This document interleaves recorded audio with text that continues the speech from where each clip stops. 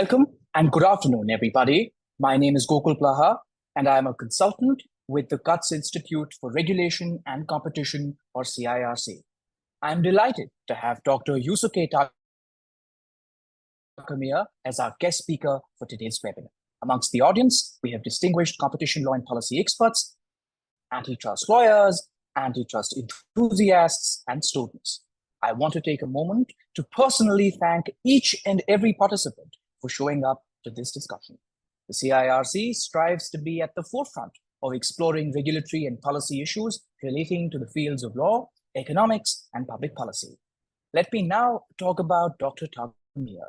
He is a partner at the Tokyo headquarters of Mori, Hamada, and Matsumoto, one of Japan's lecturer with Japan's prestigious Rikyo University, where he teaches competition.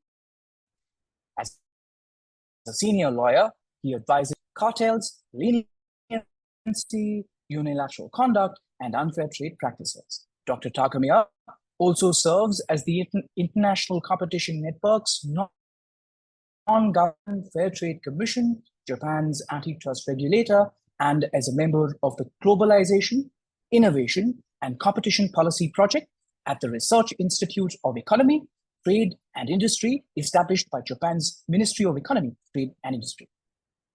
Earlier, he was a visiting researcher with the Japan Fair Trade Commission's Competition Policy Research Center.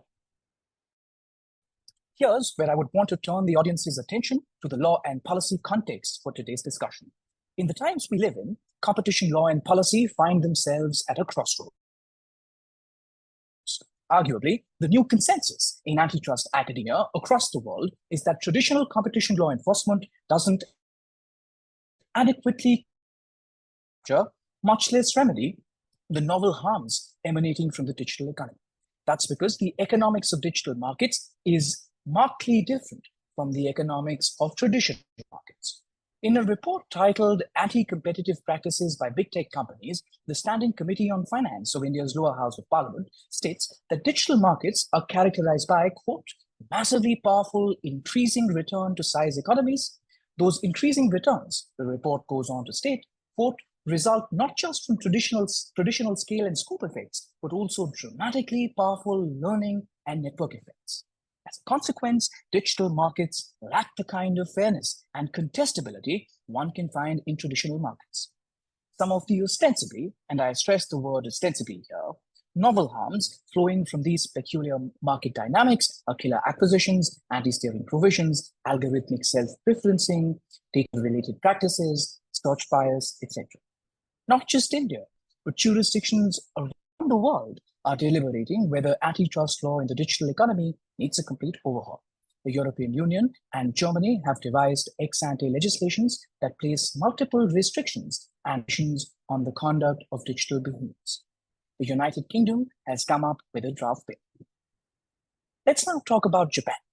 Japan is one of the world's largest and most dynamic economies. It is also one of the world's most important antitrust jurisdictions, watched very closely by the global antitrust community. As it happens, Japan is also considering legislation like the European Union's Digital Markets Act. It is against this backdrop that Dr. Takamiya will discuss how Japan's digital competition law and policy space has evolved over the last few years. The discussion will go into the Japan Fair Trade Commission's regulatory initiatives, as well as its market inquiries. Members of the audience will be able to understand and grasp the JFT's regulatory approach toward the digital economy. Then, Dr. Takamiya will briefly talk about the economics of digital markets, the ostensible market failures associated with the digital economy, and ex-ante legislation as a regulatory response. He will also offer his observations about the economic context of Japan's digital markets. While Japanese policymakers initially adopted a self-regulatory model, as I said earlier, they are now considering a more interventionist model. And so later, Dr. Takamiya will touch upon the factors Japanese policymakers must keep in mind while designing and implementing an ex-ante regime for digital markets.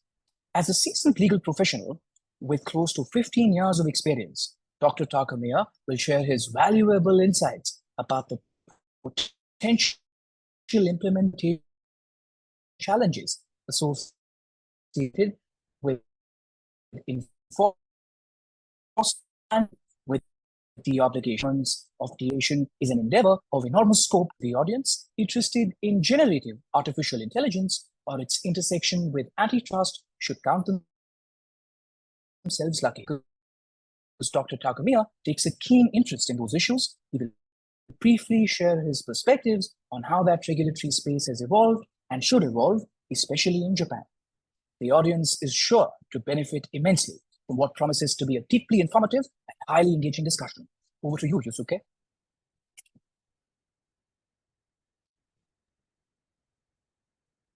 Okay, thank you, Goku, for the kind introduction, and thank you everyone for joining this colloquy.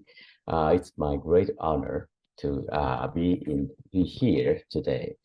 So, as Goku introduced, I will briefly explain the Japanese struggle or Japanese attempt to address the digital markets, especially from the competition law perspectives.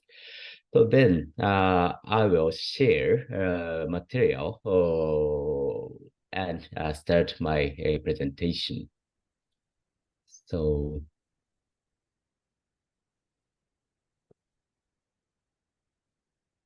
Goku, can you see this presentation? Yes, I can. Okay, let's start.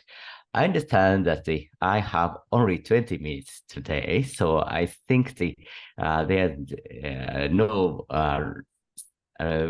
I cannot say a lot of things I would like to speak here. So I will summarize this presentation briefly. So the title is that competition law and policy trends in Japan's digital society economy. So this is an outline of today's my presentation.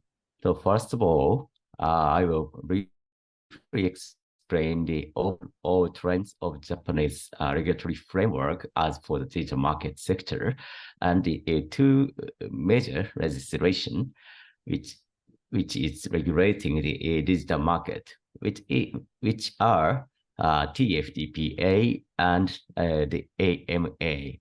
I will explain the concept of these laws later. And the second part is the enforcement actions. The third part is the merger reviews. After these parts, I will briefly explain the rule adjustment and advocacy works, which contains the major legislations and guidelines approaching the digital sector and JFTC, Japan Fair Trade Commission's policy report on the sector inquiries in digital sector.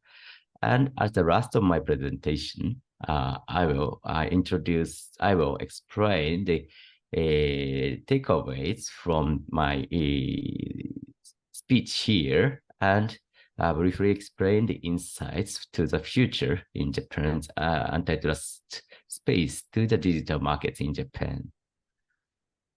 Okay, let's move on to the first part of the presentation, overall trends. So the overview of the policy structure for digital market sector in Japan is showed in this slide.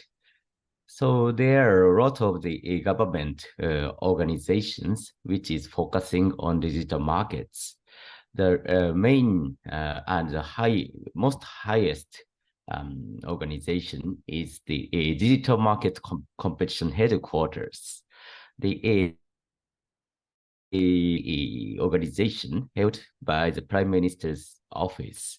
So this is the headquarters for the entire Japanese policies for the digital markets. And the second important or the other important government organizations which is addressing the digital markets is the Japan Fair Trade Commission. So I understand that in India, CCI enforces the antitrust law and or competition policies. In Japan, JFTC is a relevant authority. So JFTC is in charge of enforcing the Anti-Monopoly Act. And JFTC is providing a lot of the policy documents, including the sector inquiry on online malls and app stores and so on. And the third government organizations I will introduce here is a METI, famous METI. Perhaps some of you know the name of METI. METI is the headquarters of the Japanese industrial policy. So they're in charge of policy making of the digital market from the industrial policy perspective. And they are a kind of the secretary to enforce the TFDPA or act on improving transparency and fairness of digital platform. This legislation is a central legislation to regulate the digital platform operators in Japan. I will explain this organization later. And the other regulators exist, including the ministers and the communications and the Person Information Protection Committee. These are the data aspects of the digital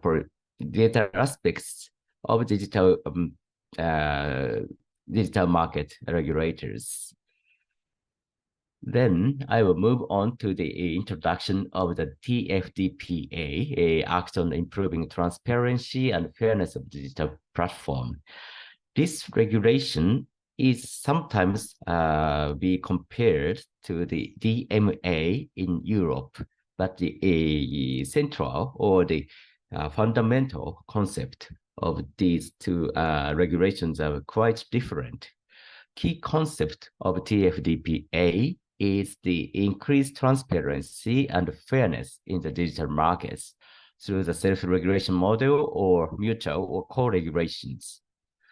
And the important thing of this legislation is that the self-regulation model, as many of you know, that the DMA has a lot of policy measures which is functioned as the ex-ante regulation, but the TFDPA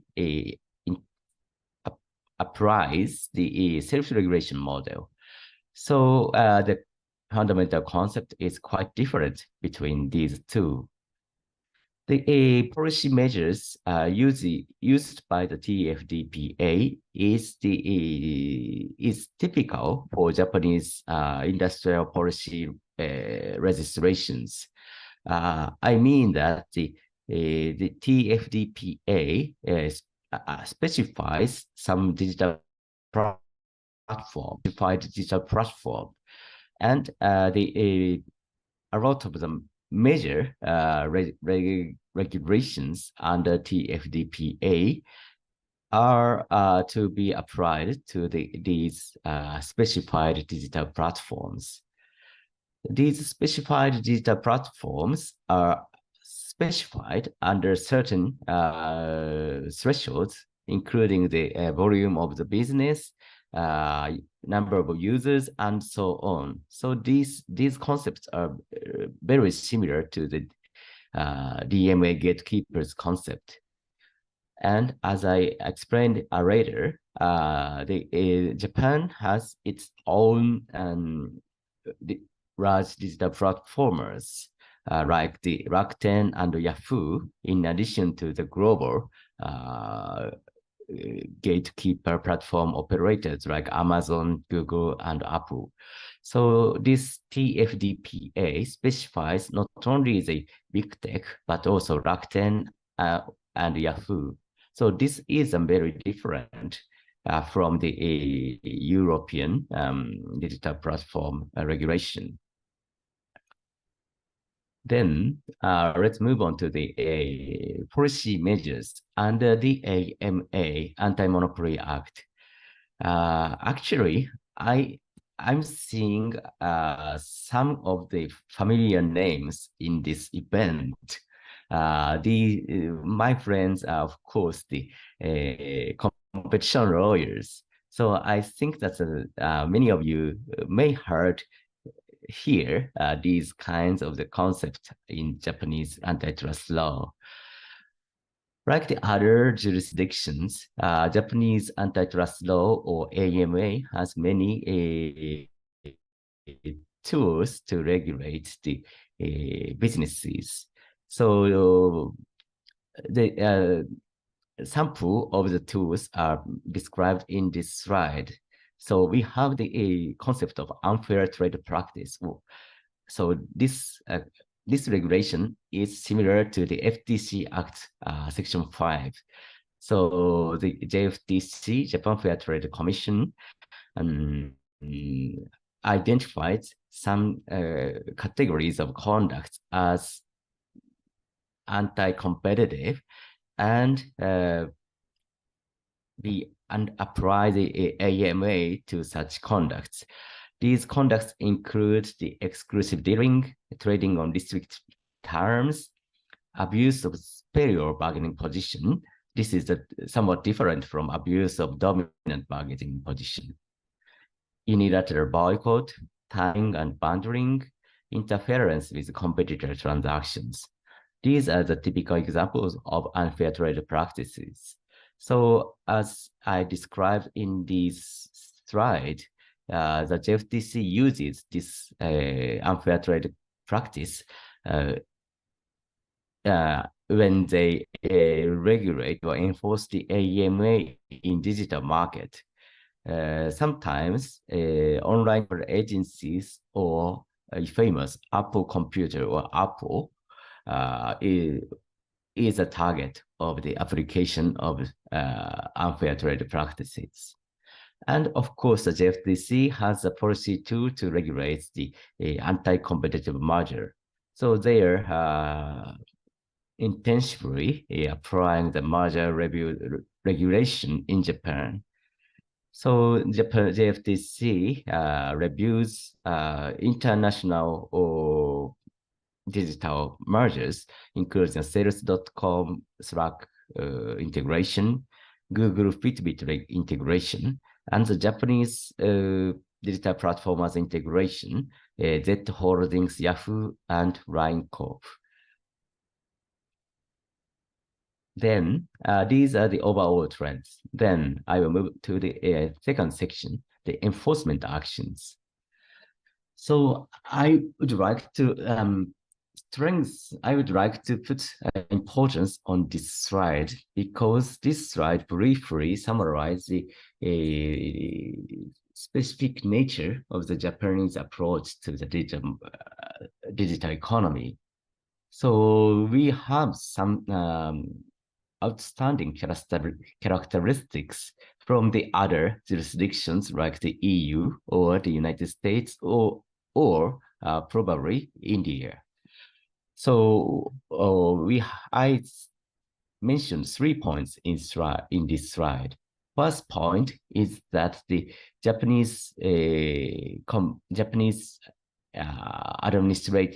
authority is enforcement action is not so intensive. I know that the CCI is quite active to regulate the digital platformers, but in Japan, the JFTC has a moderate attitude to regulate the digital platform operators.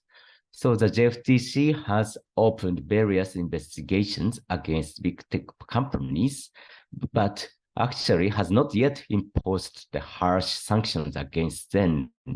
So this status is quite different from the European Commission. The JFTC was the investigations by a commitment approach or voluntarily close termination of the investigation. And the second part I would like to mention is that not only big tech, I mean that the JFTC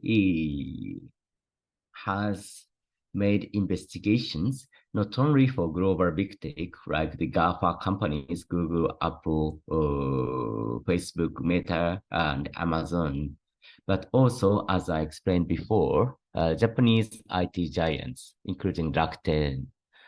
So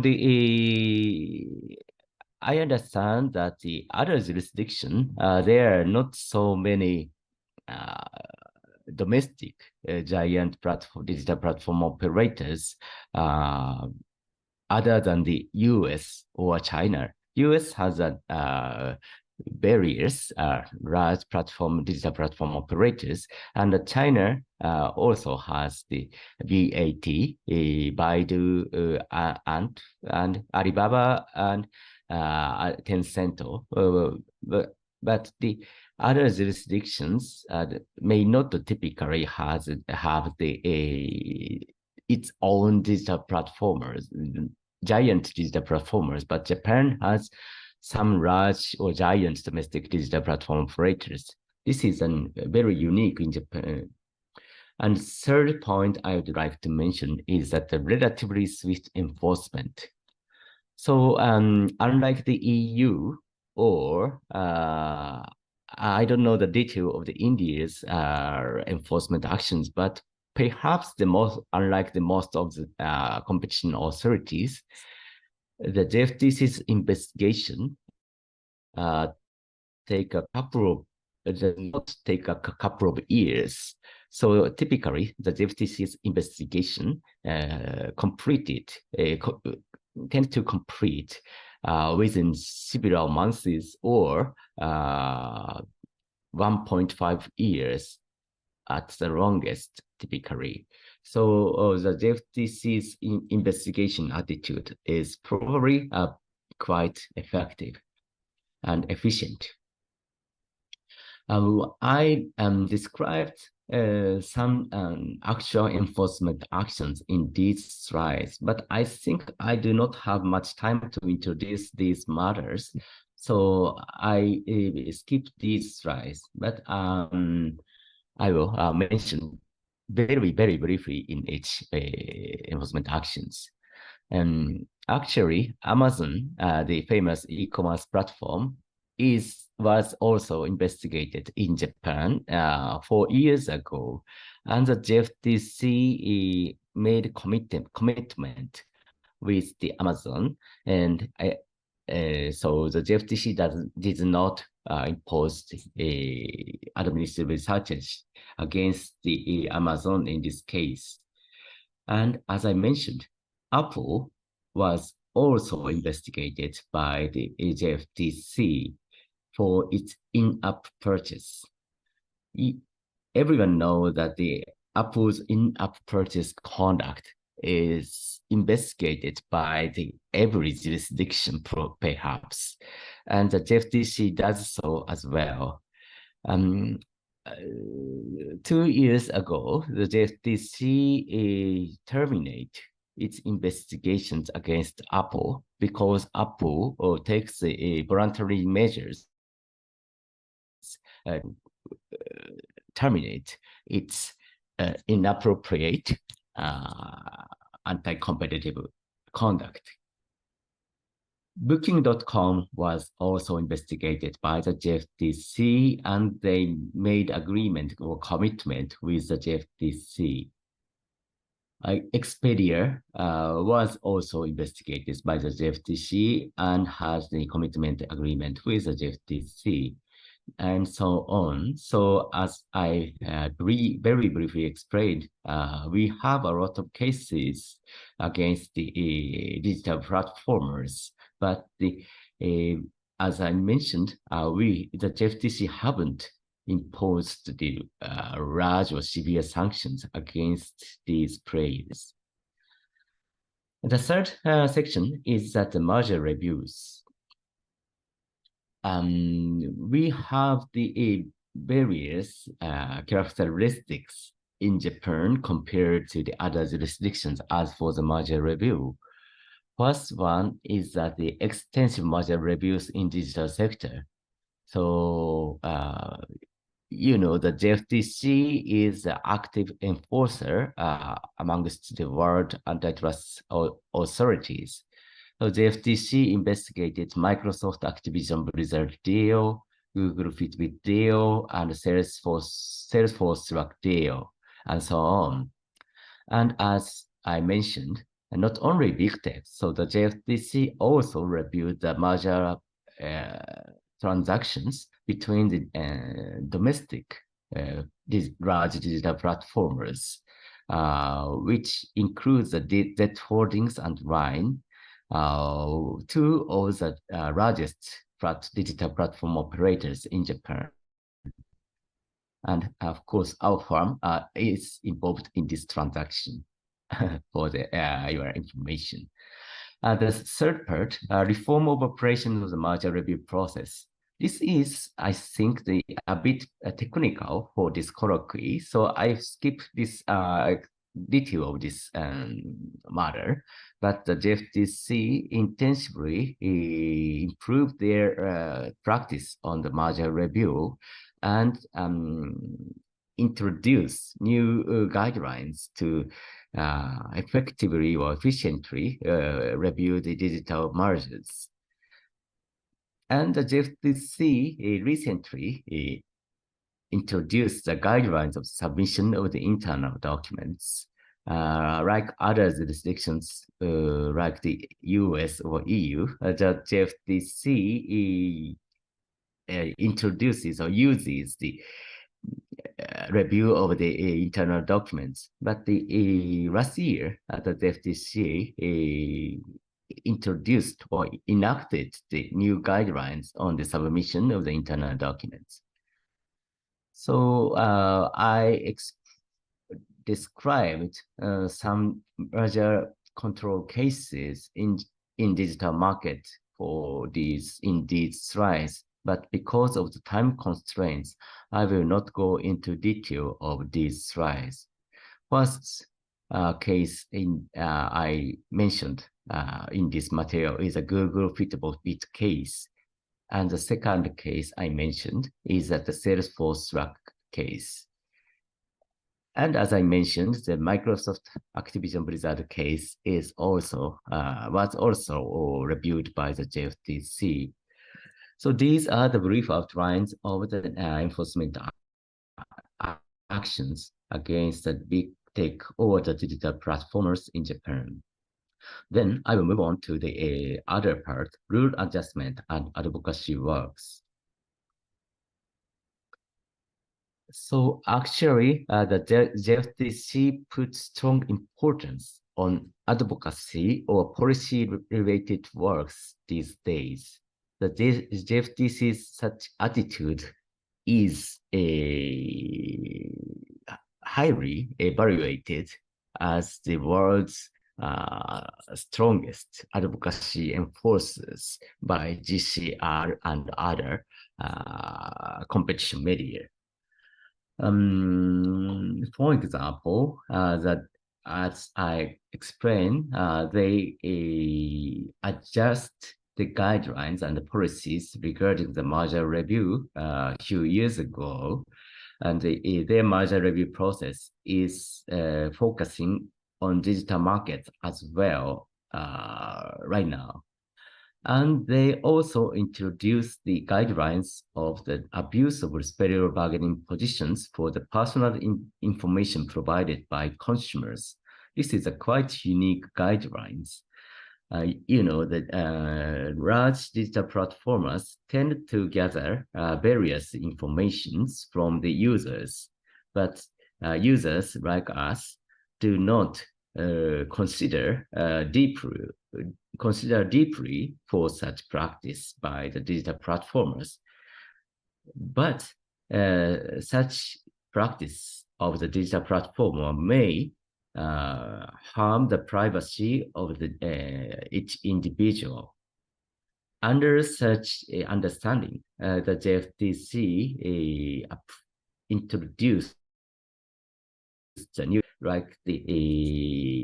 new guidelines on the abusable superior bargaining position, mainly focusing on the digital platformers. the FTC explains that the digital platformers may violate the Anti-Monopoly Act in Japan when they ask unnecessary information to the users. So, the Europe has a GDPR and other jurisdiction has its own personal information protect regulation. And of course, Japan has the Act on the protection of the personal information. But it is very interesting that in Japan, competition law also approaches the abuse of the personal information. And the first part of this slide describes the introduction of the commitment procedure. Before the introduction of the commitment procedure, the FTC has no effective policy measures to terminate their investigations unless they conclude whether the said conduct is the violation of the anti-monopoly law or non-infringement, which such kind of the policy measures needs a lot of attention and a lot of the cost. So because of the complex nature of the digital anti-act by the digital platform operators, the FTC recently introduced the commitment procedures based on the European style commitment procedure. And recently, they use this tool frequently for the digital platformers. And the next slide, I will briefly explain the FTC's attitude on the policy aspects. The FTC recently applied a position paper on advocacy and enforcement. The paper was released last year, and they explained that the advocacy work is quite important to effectively regulate digital market and other modern business field. And the FTC often publicized new or cutting-edge policy papers. I will explain in later slides as for this point. This slide shows that the FTC's policy work for the various industry, especially for digital markets. The FTC publicized the various sector inquiries and the market analysis, including the online malls and app store, cloud computing service, smartphone device market, digital advertisement service, government IT system, and most recently, the FTC and the digital headquarters office released on the mobile ecosystem. And in this report, actually, Japanese government shows their attitude towards the introduction of the ex-ante regulation like the Europe. This explanation moves on to the final part of the presentation.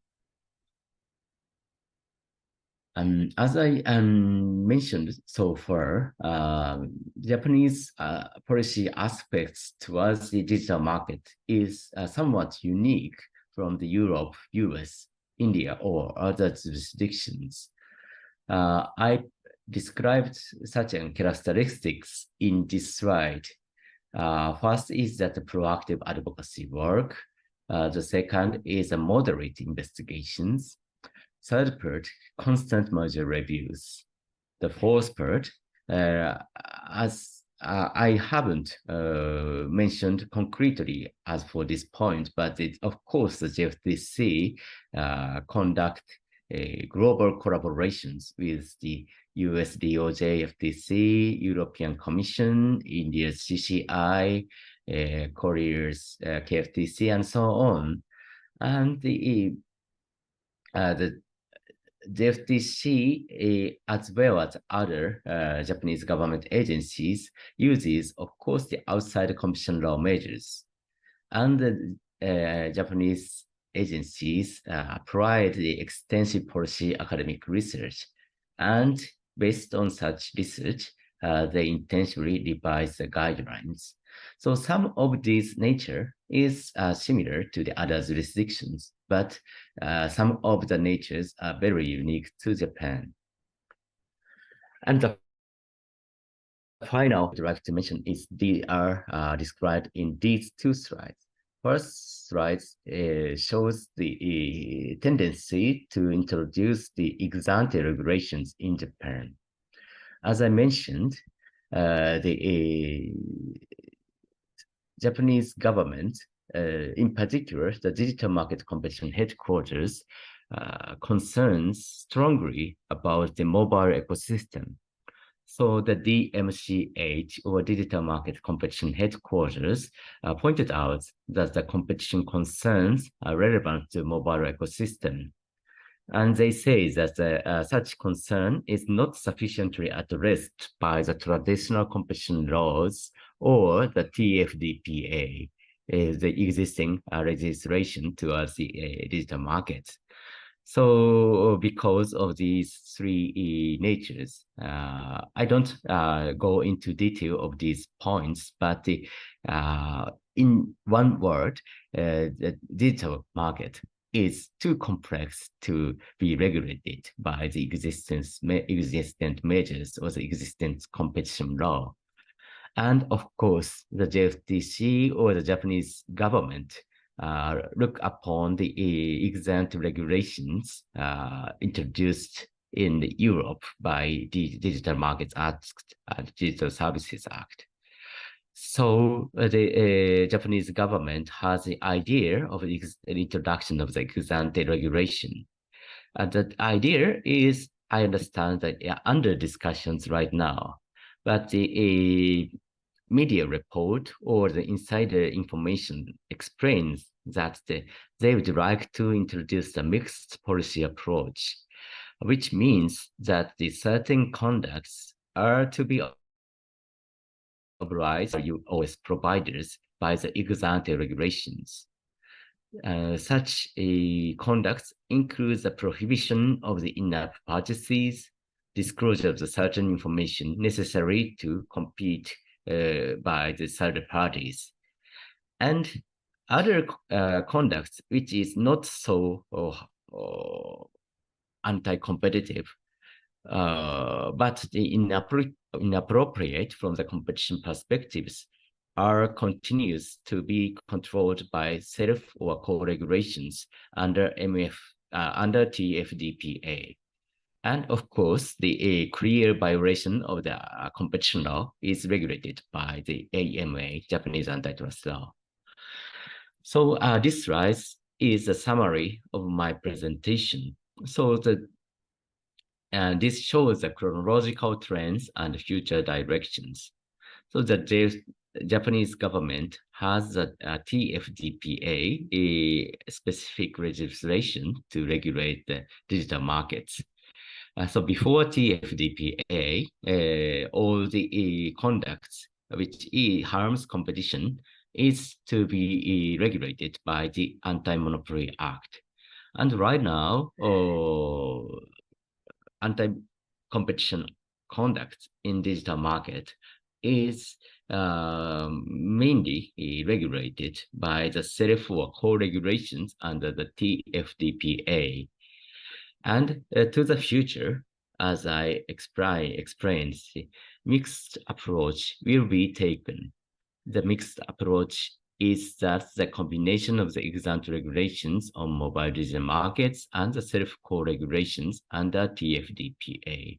And again, for the clear violation of the competition conducts is regulated by the Anti-Monopoly Act. So I understand that the anti-monopoly or the competition law is still very important for the regulation of the Japanese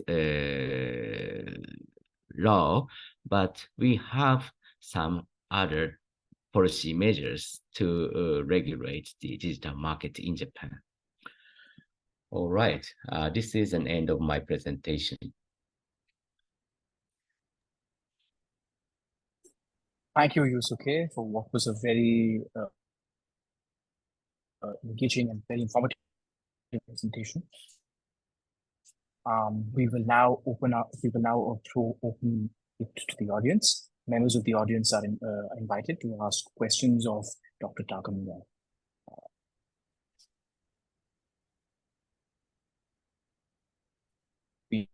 We now plan to engage in a rather free. Members of the audience are invited to ask their questions, offer their comments, their observations. While other people are getting ready to ask questions, I must, in the meantime, give my compliments to Yusuke for such a comprehensive yet very crisp presentation. I think it, I mean, if I were to approach this as a learner of competition law, this much of information in such a crisp manner would be acquired by several hours of reading. So therefore, thank you very much for making our lives easier. This is truly appreciated. I have a couple of questions, and I would encourage, of course, all my fellow members of this house to raise their questions. I see from the presentation, Yusuke, that the Japanese government, of course, originally had AMA, then they brought TFTPA, and then now they may bring a separate ex-ante law. I mean, only today morning I was in a conference and we were discussing the design of the law. So therefore, I was wondering why the Japanese government chose not to integrate the TFTPA provisions into or inside the AMA, and what was the logic of enacting a separate law? They could have achieved it by integrating it with AMA. Thank you, Sharma-san, for your kind words and a good question. So I think that is a very good question. So from the academic viewpoint, there an option that the TFDPA are to be integrated into the AMA because the TFDPA are a kind of similar nature of the competition antitrust laws. But because the regulation, the approach of the regulation is different between two legislation. As I explained, the AMA is the traditional antitrust competition law. So if one company violates the AMA, even the criminal punishment is to be applied, and the violation typically enormous sanctions, $1 million, or the sometimes the 1,000 billion Japanese yens. And on the other hand, the TFDPA applies the self-regulation or the co-regulation approach. So the concept of the self-regulation is that the TFDPA want or the hope the digital platformers to improve their conduct voluntarily. So the such attitude of the regulation is not easily integrated into the severe nature of the AMA. This is probably the central reasoning that these two regulations are not integrated. But there are a lot of other political reasons, you know. But yeah, my answer, central answer is that I mentioned earlier. Right, right. No, that makes it quite clear that the approach required two separate legislations and not integration into one single legislation.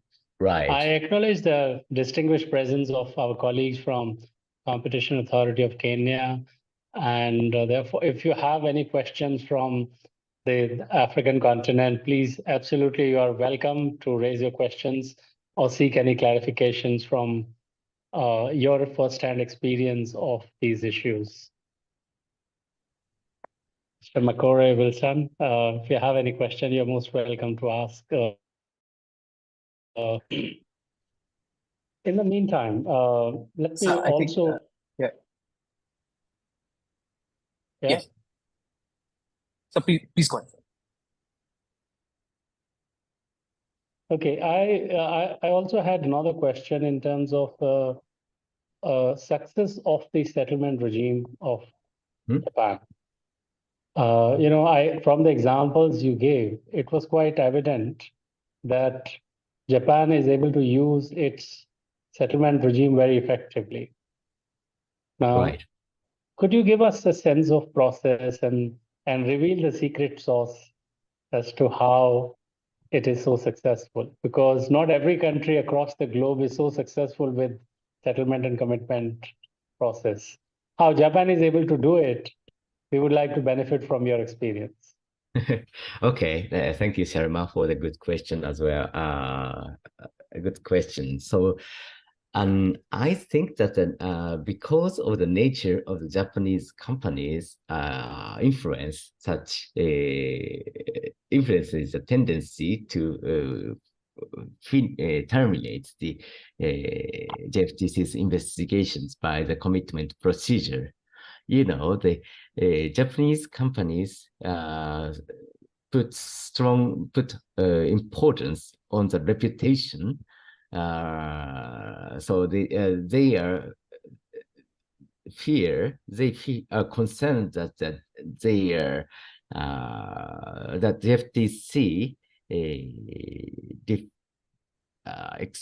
defines or announces that the company A violates the AMA. So in order to avoid such dishonor, I like to avoid such end of the world and proactively approach to the JFTC and explain that misconduct, if there is a misconduct, I changed the misconduct already, then we would like to have the commitment with the JFTC. So in some other countries, I understand that the company would like to ask that they do not infringe the competition law and they do not do not accept the proposal of the commitment using the commitment procedure. But again, because the Japanese companies are concerned for the bad reputation, and they would like to terminate the government enforcement actions as early as possible. Such value is more valuable for the Japanese companies than the arguing the legitimate reason for their conducts. So that's why the Japanese companies tend to terminate their conducts and agree with the JFTC under the commitment procedure. I have one more follow-up question that, so this cultural aspect is very well understood that the Japanese companies love their reputation. So in order to protect them in the marketplace, they would not like any adverse investigation to be commenced, and they tend to settle the issue before it becomes too much of disrepute for them. But could you also briefly reflect on the process, how JFTC conducts it? Because I'm sure, in essence, a settlement or commitment process, in essence, is negotiation between the two parties, Right. the regulatory authority and the business. If the two parties are able to negotiate amicably and settle down that this is where we would like to close the case, perhaps a successful resolution arises. So could you also throw some light on the commitment regulations and also the practice of JFTC as to how they conduct it to achieve this high level of success?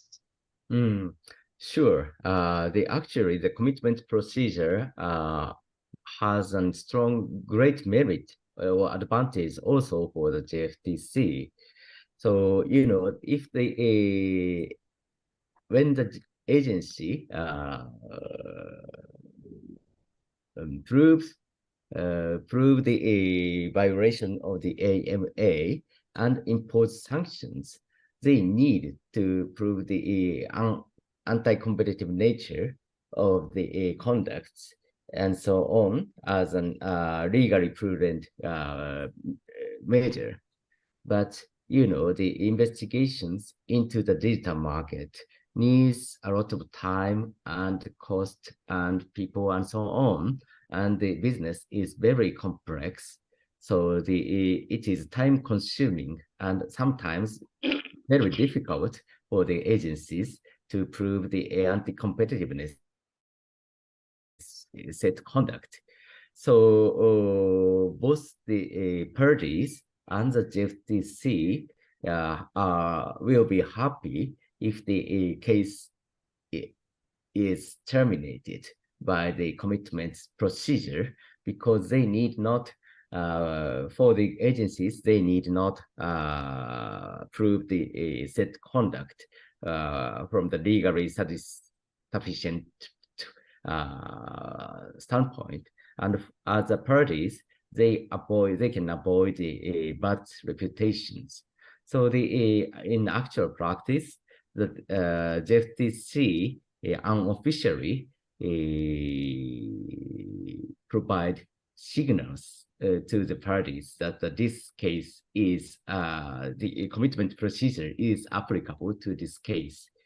So after receiving such unofficial signals, the parties' lawyers discuss the parties and they propose the commitment to the JFTC, and they search negotiations for the sufficiency of the commitment or something like that.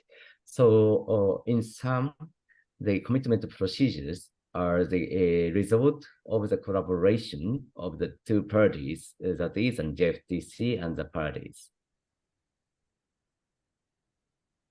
Excellent. We have other questions.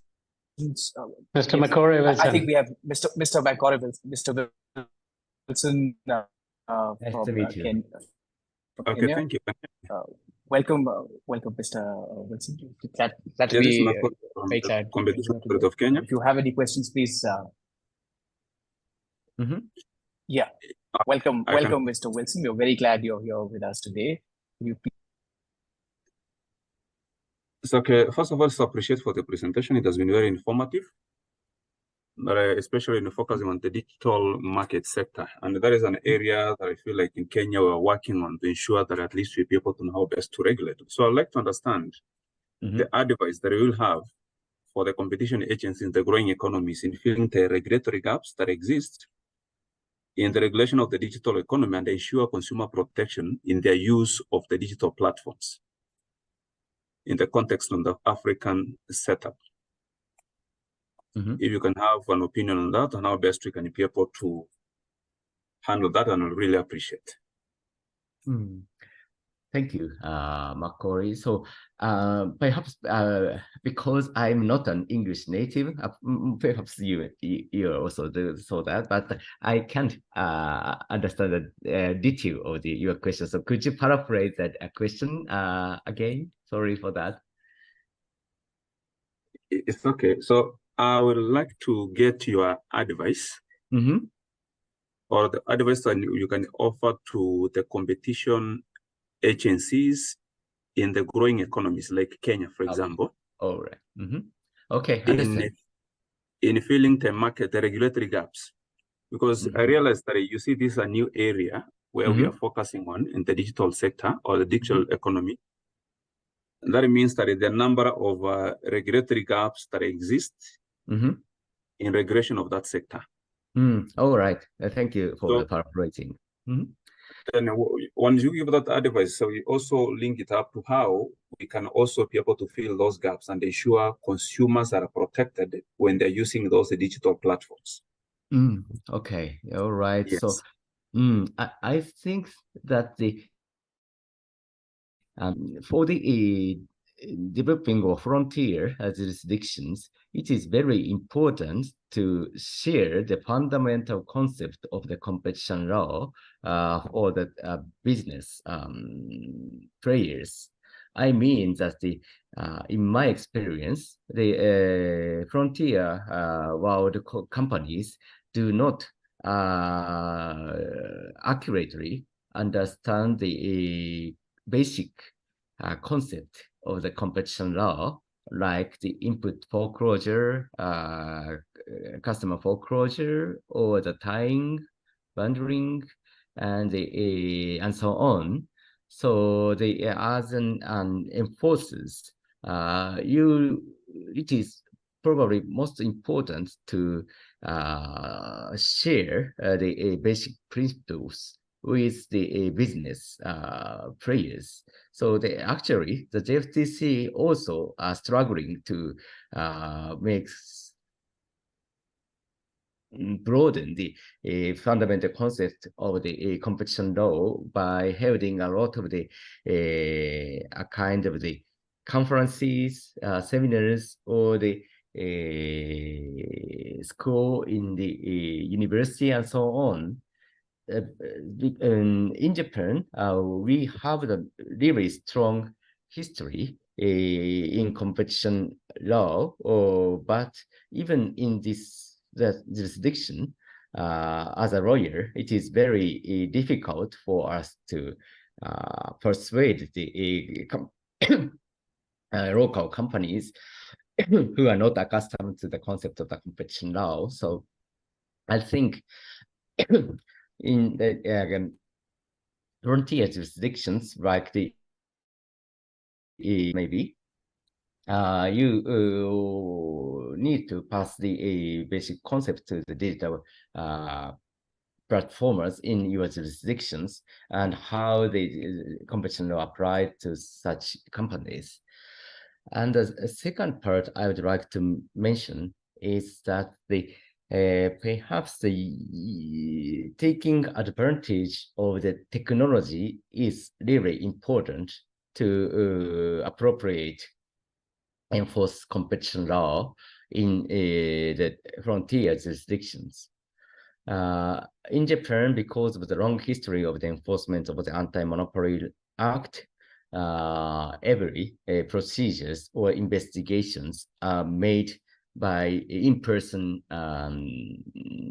settings, but perhaps using the information technology tools like this web meeting or the electronically submission of the documents or the e-discovery paper investigation and so on is really, really important and efficient for frontier jurisdictions. And I understand that for the modern technologies,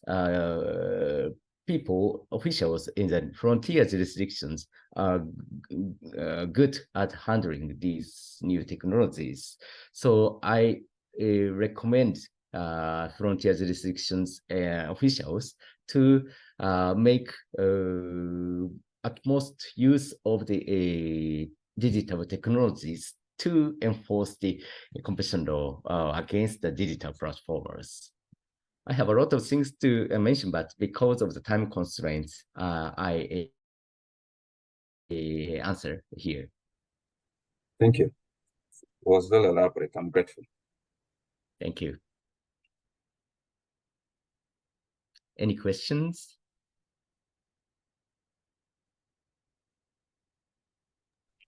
Questions are far too many. I can assure you, but I think we have a limitation on the time.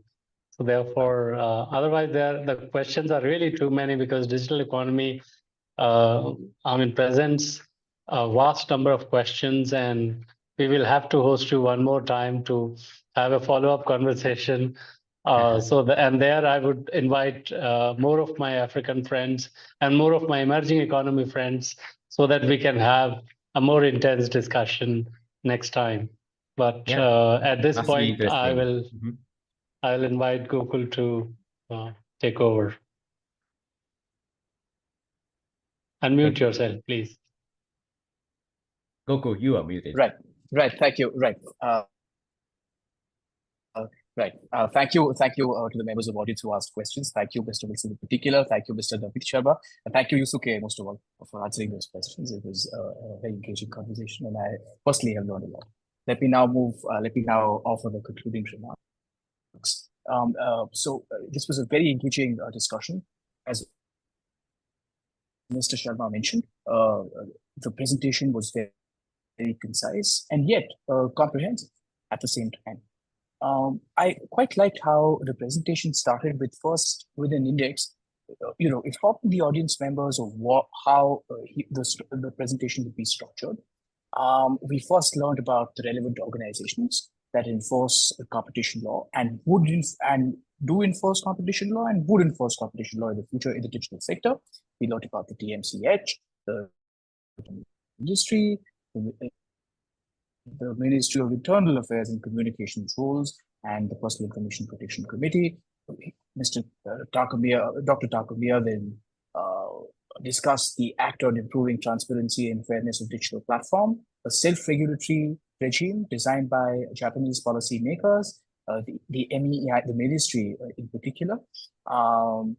He then spoke about the key measures under the Anti-Monopoly Act, the parent legislation in Japan's competition law regime. We learned about what different policies govern the enforcement of the different constitutive elements of that act taken. While doing so, Mr. Takamiya informed us that Japan's economic context with respect to its digital economy is unique because it has its own digital giants like Rakuten, for instance.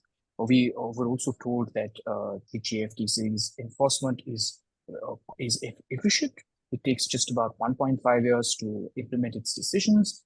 There were other than specific decisions of the JFTC that Dr. Takamiya could not go into. The next part of the slides was concerned major trends and topics in merger review, specifically extensive merger reviews in digital sector. We also learned that these reviews are not limited to big tech. How this process has been reviewed and what specifically the guidelines of submission, the internal documents have been reviewed in 2022. We then learned about the different legislations and guidelines. The fourth part of the slides, we learned about the commitment procedures, about which Mr. Sharma also asked a question. Then the guidelines and policies with respect to merger review, and another policy. Then we also, Dr. Takamiya, really spoke about the advocacy work, which he said the GFTC is heavily involved with and places a high degree of premium on position papers on advocacy and enforcement, GFTC's policy, competition policy, etc. Major policy reports is what the next slide was about. Major sector inquiries, everything from online mail and app store to cloud computing, smartphone device markets, software subcontract transactions, you name it. The last, of course, portion was about how do you really capture, in a nutshell, the approach of the GFTC, and so really takeaway would be that the GFTC's regulatory approach is modern. Authorities in the world which take a more interventionist approach, and the GFTC is on its advocacy works. I would then talk about the questions that were asked. Mr. Sharma asked a question about why the TDP, the self-regulation regulatory legislation, TFTPA, was not integrated with the AMA, the parent legislation. And Dr. Takavia talked about how it is a recognition of the distinctiveness of digital markets by the GFTC.